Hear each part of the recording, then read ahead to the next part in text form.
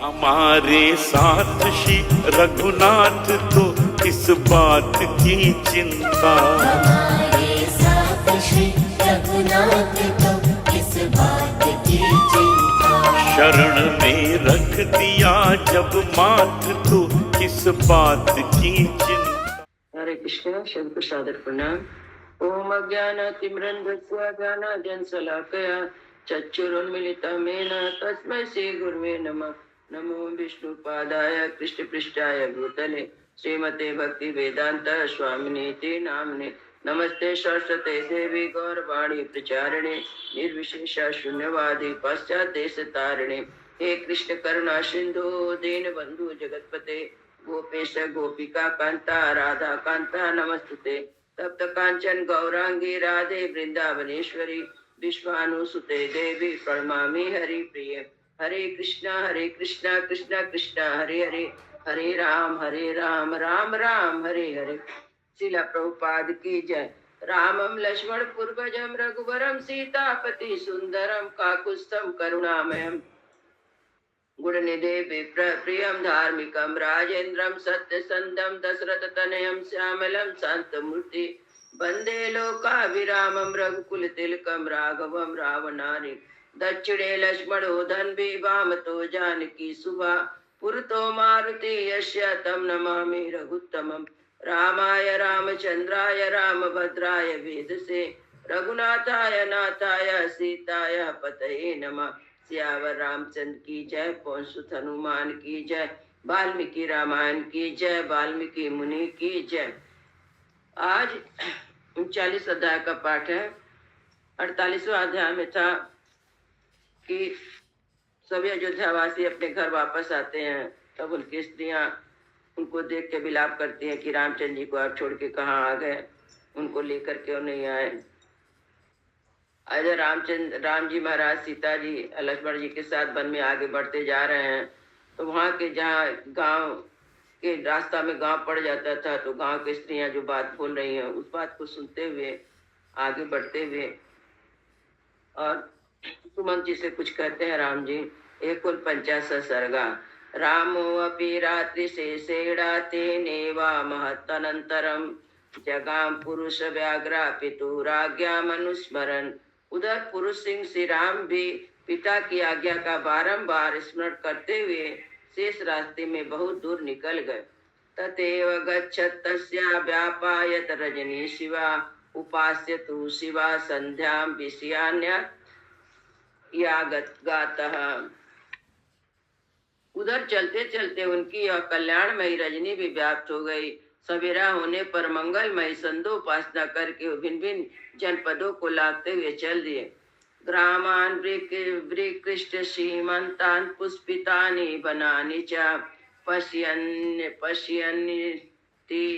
शीघ्रम सनेरिवयोत्तमे।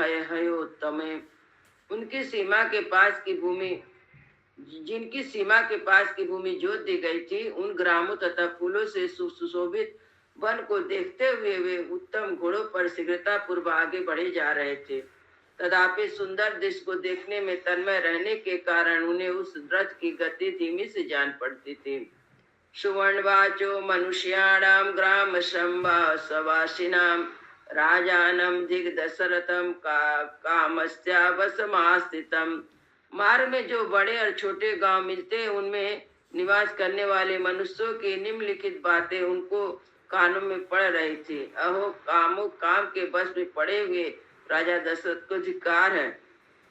हा निषाद्य कैकई पापानुबंधिनी तीक्ष्णा संभिनन्य मर्यादा तीक्ष्ण कर्मणि वर्तते।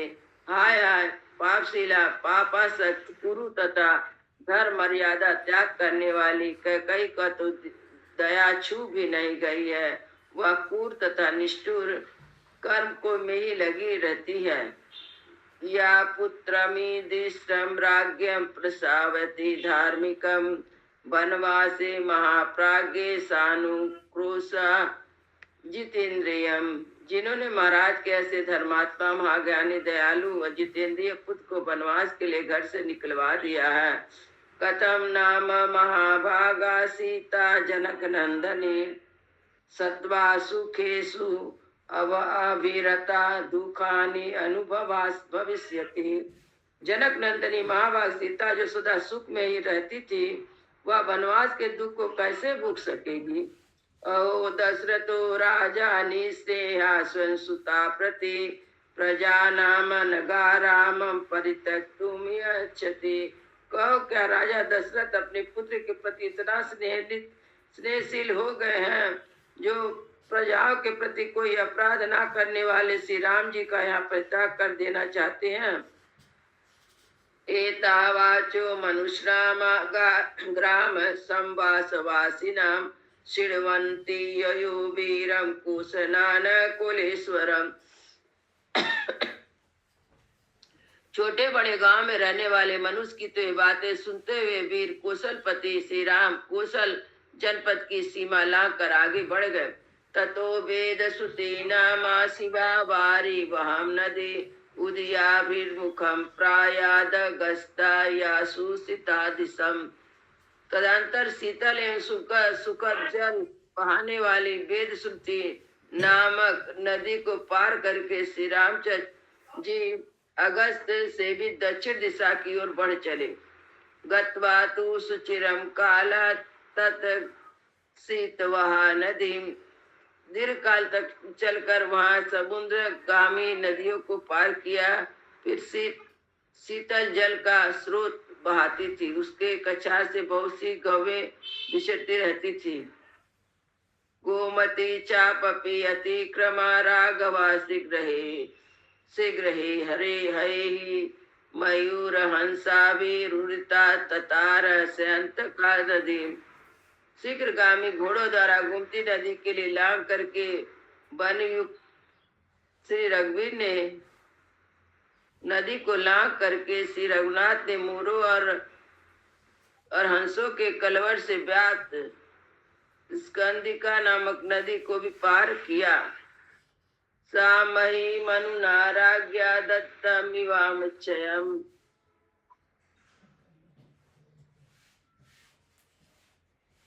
पिता राष्ट्रवृता रामो वैदेही अनुदर्शयत। वहां जाकर श्री राम ने धन धान से संपन्न और अनेक अवतार जनपदों में घिरे हुए भूमिका सीता को दर्शन कराया, जिसे पूर्व काल राजा मनु ने चाहकू को दिया था। सूते इव चाभास्या सारथी ताम विक्षणस्य हंसमत स्वरा श्रीमान वाचा पुरुषोत्तम।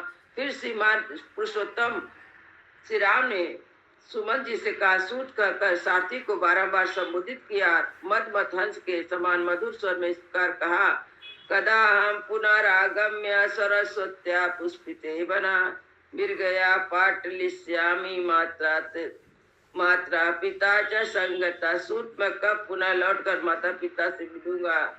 सरयू के परस्वाति पुष्पिता वन में मिर्गया के लिखे गए भ्रमण करूंगा। नार्तार्ताभिकाच्छामि मृगयां सरयू बने रति ही होसा तुला लोके राजर्षि गण सम्मता। मैं सरयू के वन में शिकार खेलने की बहुत अधिक अभिलाषा नहीं रखता। यह लोकों में एक प्रकार की अनुपम कीड़ा है जो राजतिलक समुदाय को अभिमत है। राजर्षिणामि लोको अस्मिन् रथत्य मृगया च बने काले कुतांसा मनुजे धीर नाभिकांक्षिताम। इस लोक में वन में जाकर शिकार खेलना राजर्षियों की कीड़ा के लिए प्रचित हुआ था। अतः मनुपुत्रों द्वारा उस समय की गई यह कीड़ान धनुधरों को भी स्पष्ट अभिष्ट हुई।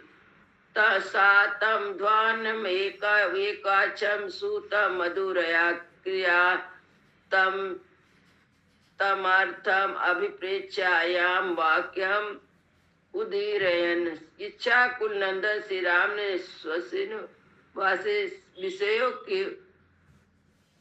विषयों को लेकर सूत से मधुर वाणी में मधुर बातें करते हुए उस समय आगे आगे चले। इत्यर्थे श्रीमद् रामायणे आदि काव्य अयोध्या कांड 49 सर्गा। इस प्रकार आदि वाल्मीकि के वाल्मीकि निर्मित आस रामायण आदि काव्य के अयोध्या कांड में 39वां सर्ग पूरा हुआ। मंगल भवन मंगल हारी प्रभु सो दशरथ अजीर बिहारी। राम सिया राम जय जय राम। राम सिया राम जय जय राम। सियावर रामचंद्र की जय। पवन सुत हनुमान की जय।